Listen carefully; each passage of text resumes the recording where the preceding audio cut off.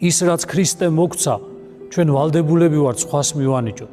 ჩვენ ხშირად ადამიანები, ქრისტიანი ადამიანები ვიქადით ხომ ეხლა მე წავალ აღსარებას ვიტყვი და მე განვიწმინდები, მაგრამ შენ რა სიზავ?